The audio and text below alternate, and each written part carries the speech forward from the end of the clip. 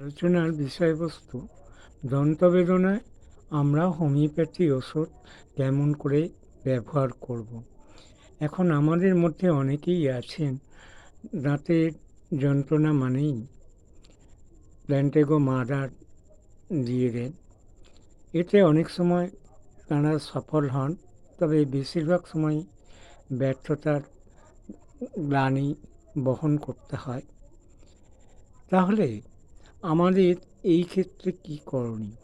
এখানে একটা কথা বলতে হয় যে আমরা যদি একবার একটু খেটে খুঁটে একটু সময় নিয়ে ধৈর্য ধরে রোগীর সঠিক ওষুধটা নির্বাচন করতে পারি, তাহলে দন্তবেদনা কেন, যে কোনো রোগের ক্ষেত্রে একই প্রসেস, সে তাহলে আমাদের সফলতা আসবেই।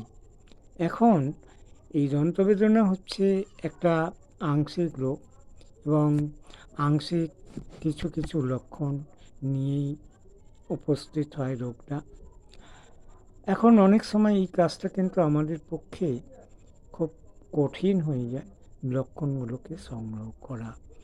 এখন এই দন্তবেদনার ওষুধ অনেক আছে, শুধু দন্তবেদনা কেন, যে কোনো রোগের ক্ষেত্রে একটা নির্দিষ্ট ওষুধ আমরা পাই না, কিন্তু হোমিওপ্যাথি নীতি অনুযায়ী আমাদের একটি মাত্র ওষুধ একটি সময় প্রয়োগ করতে হবে।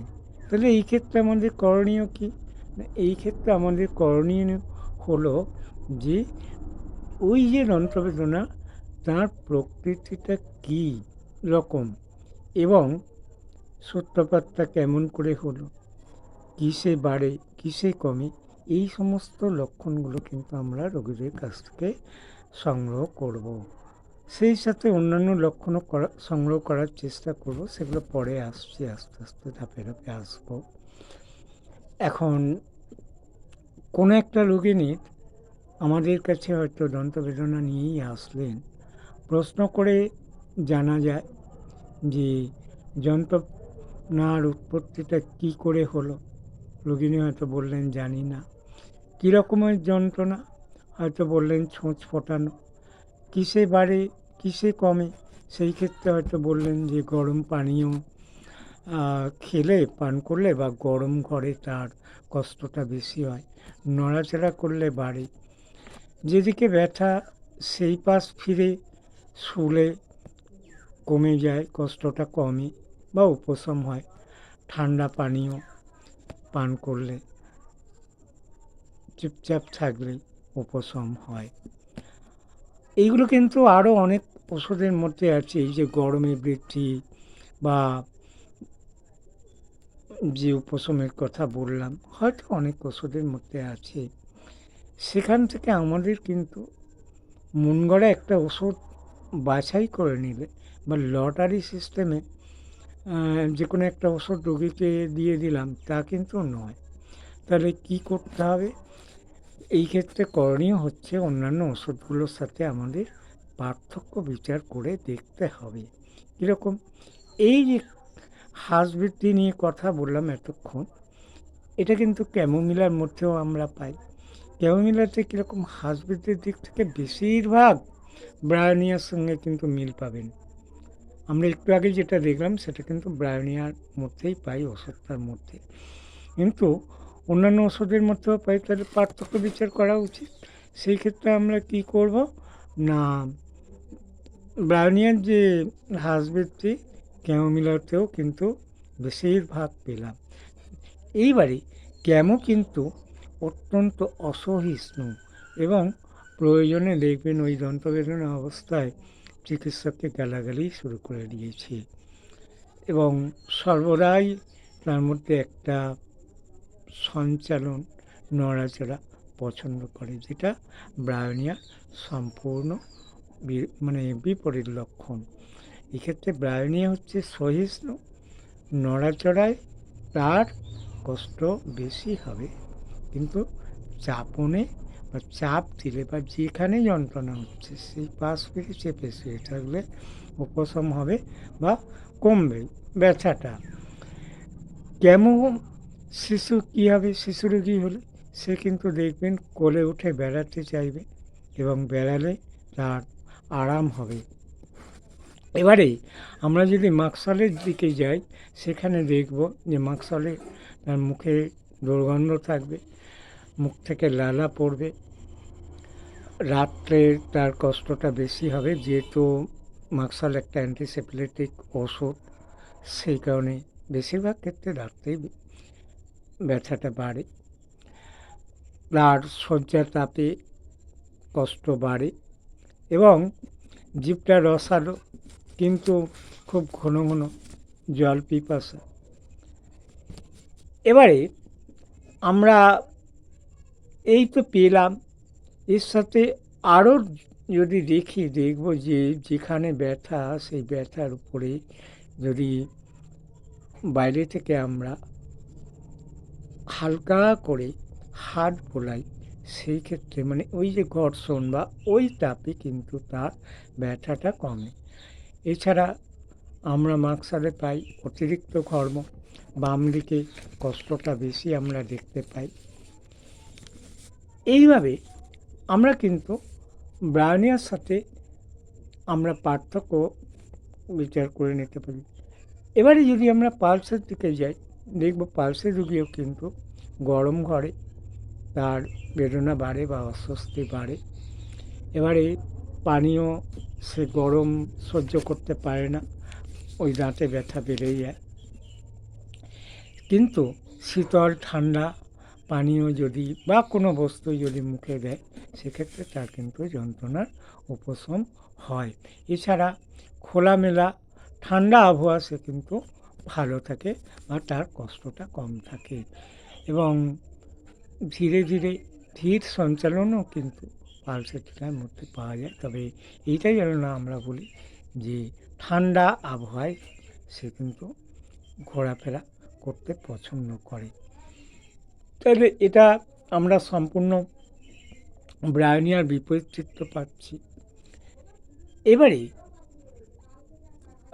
সঞ্চালনে আমরা কি দেখেছি যে ব্রায়োনিয়ার মধ্যে বৃদ্ধি। আগেই বলে এসেছি যে ব্রায়োনিয়া নড়াচড়া পছন্দ করে না, চুপচাপ শুয়ে থাকলে তার কষ্টটা কমে। এবারে আসি ক্লিমেটিস। ক্লিমেটিসে আমরা কি দেখতে পাই, হ্রাস বৃদ্ধির দিক থেকে কিন্তু মার মানে কি বলবো, মার মানে সলের সঙ্গে অনেক ক্ষেত্রে আমরা মিল পাই। ঠান্ডা জল মুখে রাখলে এই ক্লিমেটিসের মধ্যে কিন্তু মুখের জলটা যখন গরম হয়ে যায়, তার দাঁতের যন্ত্রণাটা কম হয় বা কষ্টটা কমে যায়। এবারে আমরা এই সমস্ত লক্ষণগুলো কফিয়াতে পাই, ক্যামোমিলাতেও পাই। তাহলে সেখান থেকে আমরা পার্থক্য করে দেখে নিতে হবে যে ক্লিমেটিস হবে না ব্রায়োনিয়া হবে না কফিয়া হবে। কফিয়ার মধ্যে আমরা কি দেখি না, মুখে যদি আপনার বরফ জল রেখে দেওয়া হয়, জলটা যতক্ষণ ঠান্ডা থাকবে তার কষ্টটা কম থাকবে, যখনই জলটা গরম হয়ে যাবে তখনই তার কিন্তু আবার কষ্ট শুরু হবে।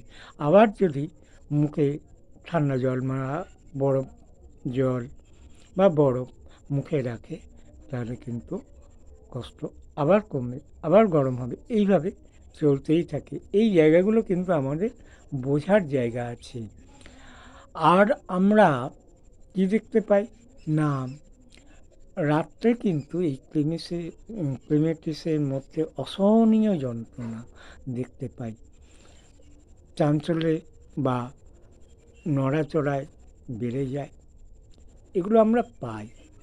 কিন্তু দেখুন যে অন্যান্য ওষুধের লক্ষণগুলোর সাথে খুব কাছাকাছি লক্ষণ নিয়ে আরেকটা ওষুধ চলে আসছে।